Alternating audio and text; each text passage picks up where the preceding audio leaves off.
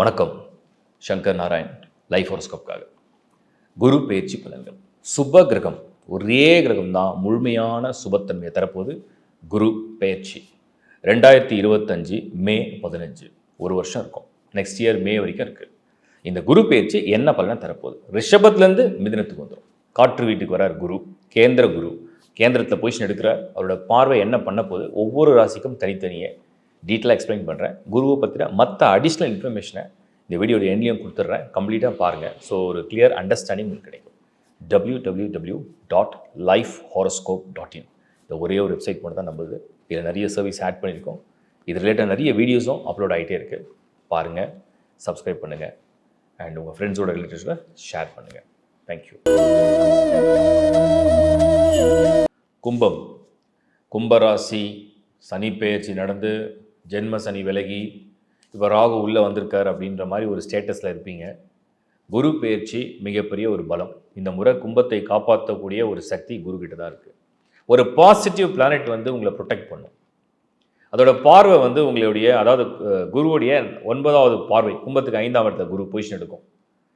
கும்பத்துக்கு 5th ஹவுஸில் குரு வந்துட்டாருன்னு சொன்னால் முதல்ல ஸ்தான பலம்னு அர்த்தம். கும்பத்துக்கு வந்து லார்ட் ஆஃப் 2 and 11, 2 மற்றும் 11க்கு அதிபன். பொருளாதாரம், உங்களுடைய வேலை வாய்ப்பு, பொருளாதாரம், குடும்பம், உங்களுக்கு இருக்கக்கூடிய மன நெருக்கடி, மனவலி, மனவேதனைகள், இதெல்லாம் நிவர்த்தி பண்ணுற குருவாக 5ஆம் இடத்துல பொசிஷன் எடுப்பார்.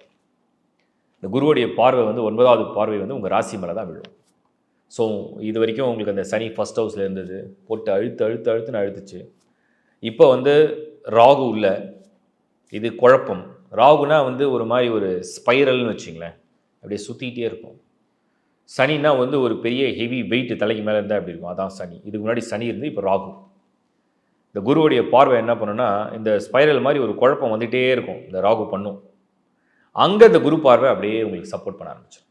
ஸோ குரு என்ன பண்ணுவார்னா, எதெல்லாம் உங்களுக்கு குழப்பமாக தெரியுதோ அதுலேயே ஒரு தெளிவை கொடுத்து, இன்னும் உங்கள் அறிவாட்டில் வந்து ரொம்ப நுட்பமாக ஒரு விஷயத்தை கிரகிக்கிற சக்தியை கொடுத்துருவார்.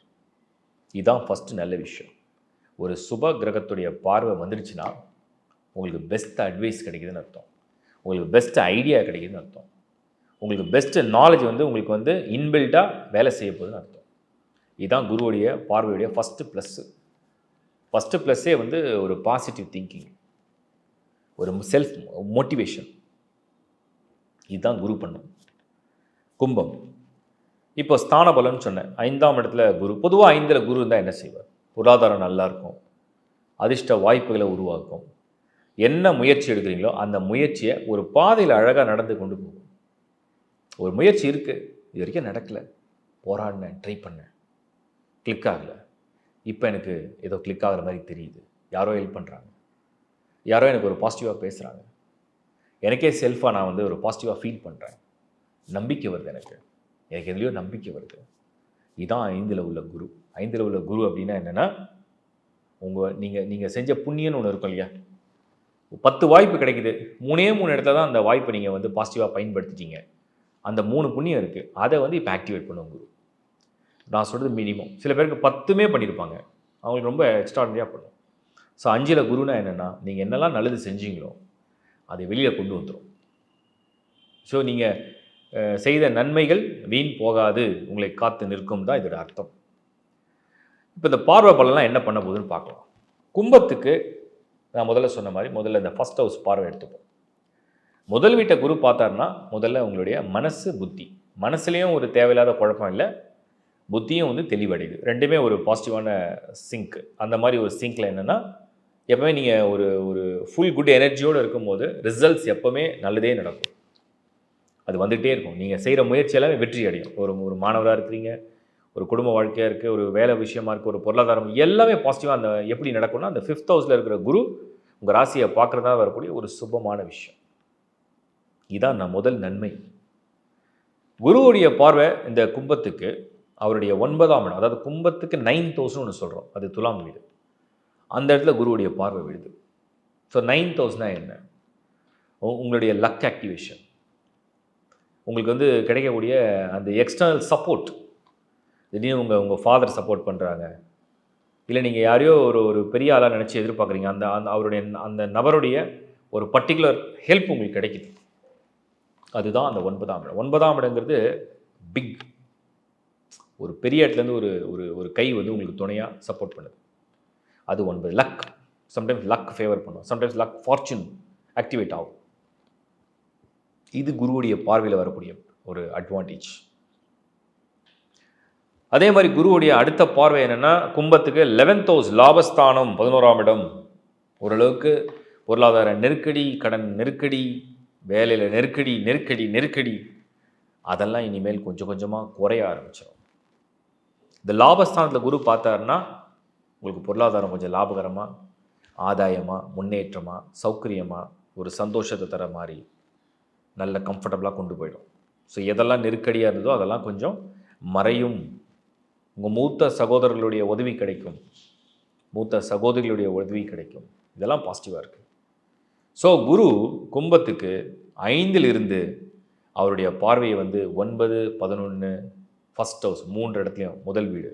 இந்த பார்வையுடைய பலம், பொருளாதாரம், மன நிம்மதி, மனதில் உள்ள ஆசை, முயற்சியில் வெற்றி, நல்ல வேலை வாய்ப்பு, நல்ல மாறுதல்கள், இதெல்லாம் ஏற்படுத்தக்கூடிய ஒரு அடையாளமாக உங்களை ஒரு 1 இயருக்கு சார்ஜ் எடுத்து காப்பாற்றுவார். ஸோ கும்பம் இனிமேல் இல்லை பெரிய அளவில் உள்ள துன்பம். வாழ்த்துக்கள். இப்போ நீங்கள் வந்து ஒரு ஒரு பலனை பார்த்துருப்பீங்க, உங்கள் ராசிக்கு எப்படி இந்த குரு எப்படிலாம் இன்ஃப்ளூயன்ஸ் பண்ணுறாருன்னு பார்த்துருப்பீங்க. நான் இன்னும் அடிஷ்னல் இன்ஃபர்மேஷனை கொடுத்துட்றேன். குரு மட்டும்தான் ஒரு ராசியை வந்து கம்ப்ளீட்டாக ப்ரொடெக்ட் பண்ணுவார். ஒரு மனிதனை பாதுகாக்கணும், ஒரு மனிதனுக்கு ஒரு சுப பலன் நடக்கணும், எண்ணங்களே நல்லா இருக்கணும், மைண்டே வந்து பாசிட்டிவாக இருக்கணும், ஒரு ஒரு ஃப்ரெஷ் திங்கிங் இருக்கணும், புதுசாக ஒரு விஷயத்துக்காக யோசிக்கணும், ஒரு அருளோடு ஒன்று செய்யணும், ஒரு பிளெஸ்ஸிங்கோடு ஒன்று பண்ணணும், அப்படிங்கிற எல்லா பலனையும் இந்த குரு தான் தருவார். ஸோ குரு வந்து பொதுவாக மிதனத்துக்கு வரும்போது அதுக்குன்னு ஒரு பலன் இருக்குது இல்லையா. மிதனம் அப்படிங்கிறது புதிதாக ஒரு விஷயத்தை நம்ம தெரிஞ்சுக்கிறது, நம்ம அப்கிரேட் ஆகிறோம், அப்டேட் ஆகிறோம், டெக்னாலஜி இன்னும் வளரும், இன்னும் புதிதான ஒரு ஒரு விஷயங்கள்லாம் அந்த உலகத்துக்கே வந்துடும். நிறைய மெசேஜ், தெளிவு, அறிவு வந்து இன்னும் தெளிவுன்னு அர்த்தம். அதுக்கப்புறம் எஜுகேஷன் ஃபீல்டை பொறுத்த வரைக்கும் இன்னும் வந்து அட்வான்ஸாக கோர்சஸ்லாம் டெவலப் ஆக ஆரம்பிக்கும், அந்த ஃபீல்டே ரொம்ப பெருசாக வளர ஆரம்பிக்கும். இது மெயினாக இன்ஃபர்மேஷன் ரிலேட்டடு. அதே மாதிரி வந்து எல்லாருக்கும் வந்து ஒரு ஒரு விஷயம் வந்து ஷேர் ஆகும், ஸ்ப்ரெட் ஆகும், அந்த மாதிரி தான் அறிவு சார்ந்த எல்லா விஷயங்களும் எல்லாருக்கும் தெரிகிற ஒரு பிளாட்ஃபார்மை க்ரியேட் பண்ணும். அதுதான் ஜெமினியில் வந்து குரு வரக்கூடிய ஒரு சிக்னல். ஸோ இது பெரிய நெட்வொர்க் மாதிரி. முன்னாடி வந்து மொபைல் ஃபோன் ஒன்று கிடையாது, மொபைல் வந்த பிறகு எல்லாரோடையும் ஈஸியாக டெய்லி அந்த கான்வர்சேஷன் பேச முடிஞ்சுது, அப்புறம் வீடியோ கால் சேட்டிங் பண்ண முடிஞ்சுது. அதே மாதிரி எல்லாருக்கும் எல்லா விஷயத்தையும் ஈஸியாக மொபைல் மூலிமா நம்ம அப்டேட் பண்ணிகிட்டே வந்துட்டோம். இப்போ அதோடைய ரிலேட்டடாக இன்னும் அட்வான்ஸ் ஆகும். அதுதான் குரு வந்து ஜெமினியில் வரக்கூடியது. இன்னும் லேட்டஸ்ட் டெக்னாலஜிலாம் அப்டேட் ஆகத்தான். இதுதான் ஃபஸ்ட்டு இன்ஃபர்மேஷன். 2வது, குரு வந்து கேந்திரத்தில் வர, கேந்திர குரு. ஸோ கேந்திரத்தில் வரதுனால அவருடைய சார்ஜ் எடுக்கும்போது என்னென்னா இந்த ஸ்கொயர்னு சொல்லுவோம், 1, 4, 7, 10. ஸோ அவருடைய 2 வீடுகள், அதுக்கு கேந்திரம் வந்து மிதுனம் மற்றும் கன்னி. அந்த இடத்துல இருக்கும்போது குருவுடைய விட்டு அவரே ஒரு இடத்த பார்க்க ஆரம்பிச்சிடறாரு. அது ஒரு பெரிய அடிஷ்னல் பலம்னு எடுத்துக்கலாம். பொதுவாகவே வந்து காலச்சக்கரத்துக்கு 3rd ஹவுஸில் குரு வரும்பொழுது என்ன மாதிரியான பலன்களை தருவார் அப்படின்னு சொன்னோம்னா, பெரிய லெவலில் வந்து இந்த பிஸ்னஸ் எக்ஸ்பான்ஷனை பற்றின பிளானிங், அந்த பிளானிங் வந்து ரொம்ப நல்லா, ரொம்ப வைடாக வர ஆரம்பிச்சிடும். இதெல்லாம் வந்து குருவுடைய இன்னொரு அட்வான்டேஜ். அதுக்கப்புறம் நம்ம வந்து பர்த் சார்ட்டில் உங்களுக்கு நீங்கள் உங்கள் ராசிக்கு, அதாவது சந்திரன், அது வந்து நீங்கள் ஈஸியாக தெரிஞ்சுப்பீங்க. இப்போ மேஷம்னா 3, ரிஷபம்னா 2, மிதுனம்னா ஜென்ம குரு அப்படின்னு சொல்லிட்டு. பட் பர்த் சார்ட்டில் உங்களுக்கு வந்து குருவுடைய பொசிஷன் எங்கே அப்படிங்கிறத நீங்கள் பார்க்கணும். அவுட் ஆஃப் 12 வீட்டில் ஒவ்வொரு இடத்துக்கும் குருக்கு ஒரு பலம் இருக்குது. மேஷத்தில் இருந்தால் ஒரு பலம் இருக்குது, ரிஷபத்துக்கு இருந்தால் ஒரு பலம் இருக்குது. இந்த முறை அது மிதுனத்தில் குரு இருக்கார். ஸோ உங்கள் ஜனன ஜாதகத்தில் குரு எங்கே இருக்கார் அப்படிங்கிறத பார்க்கணும். அதை விட மெயினாக இன்னொரு இன்ஃபர்மேஷன் சொல்லிடுறேன். குரு நான் ஏற்கனவே சொன்ன ஒரு பாசிட்டிவ் பிளானட். அவர் எந்த ஹவுஸில் போய் இருந்தாலும் ஆல்ரெடி அந்த வீட்டில் யாருக்காவது பிளானட்ஸ் இருந்துதுன்னா கண்டிப்பாக சந்திரன், மிதுன ராசிக்காரங்களுக்கு சந்திரன் இருக்கும். மிதுன ராசியை சேர்ந்த எல்லாருக்குமே சந்திரன், இப்போ குரு வரதுனால அங்கே இருக்கும். சந்திரன் மேலே குரு பொசிஷன் எடுப்பார். ஸோ சந்திரன்னா மனசுனா ஆசை, விருப்பம், அதை வந்து எப்படியாவது பாசிட்டிவ் ஆக்டிவேட் பண்ணுறது குரு உள்ளே வராரு. அதான் ஜென்ம குருன்னு சொல்லுவாங்க.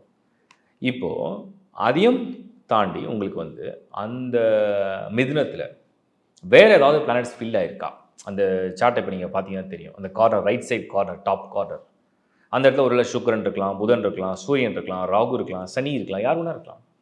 அது மேலே குரு பொசிஷன் எடுக்கும்போது, அதாவது பர்த் சார்ட், உங்களோட பர்த் சார்ட் ஒரு பக்கம் இருக்கட்டும், இப்போ இந்த கோச்சார பலன் சொல்கிறோம் இல்லையா, கரண்ட் டிரான்சிட், இந்த டிரான்சிட்டில் வந்து அந்த குரு வந்து அந்த இடத்துல நீங்கள் மேலே அப்படி சூப்பர் இம்போஸ் பண்ணி ஃபில் பண்ணிங்கன்னா ஒரு 2 லேயர் மாதிரி வச்சுக்கணும். நீங்கள் ஒரு ஷீட்டில் வந்து உங்கள் பர்த் சார்ட் இருக்கணும், இன்னொரு ஷீட்டில் வந்து அந்த குரு மட்டும் நீங்கள் இந்த கார்னரில் ஃபில் பண்ணி அது மேலே அப்படி சூப்பர் இம்போஸ் பண்ணிங்கன்னா அது எந்தெந்த பிளானட்லாம் அந்த மிதனத்தில் ஃபில் ஆயிருக்கோ அது மேலே குரு போய் அதை ஆக்டிவேட் பண்ணணும். பாசிட்டிவாக ஆக்டிவேட் ஆகும். இது வந்து நிறைய பேர் கேட்டீங்க, சனியில் பயிற்சியை பற்றி நான் காம்போவில் வந்து கேட்டிருந்தீங்க.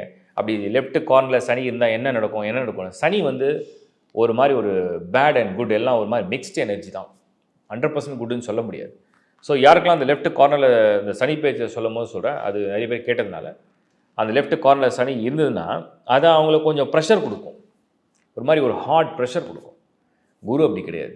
குரு சுப கிரகம்.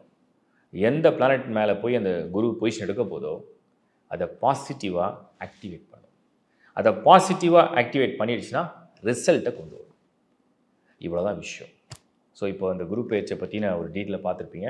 இதுக்கப்புறம் நான் இப்போ ராசி பற்றி கொடுத்துருக்கேன், லக்னாவோட கம்பைன் பண்ணி தசாபுதியோட கம்பைன் பண்ணி அடுத்த டீட்டெயிலான ப்ரெடிக்ஷனும் தரேன். தொடர்ந்து பாருங்கள், சப்ஸ்கிரைப் பண்ணிங்க. உங்களுக்கு வீடியோ பிடிச்சிருக்குன்னா லைக் பண்ணுங்கள், நண்பர்களோட உறவுகளோட ஷேர் பண்ணுங்கள். அதிகப்படியான இன்ஃபர்மேஷனை முடிஞ்ச அளவுக்கு உங்கள் கமெண்ட்ஸை பேஸ் பண்ணி தான் கொடுக்குறேன். உங்களுக்கு என்ன ஜென்யூனாக தோணுதோ கமெண்ட்ஸில் போடுங்க. தேங்க்யூ.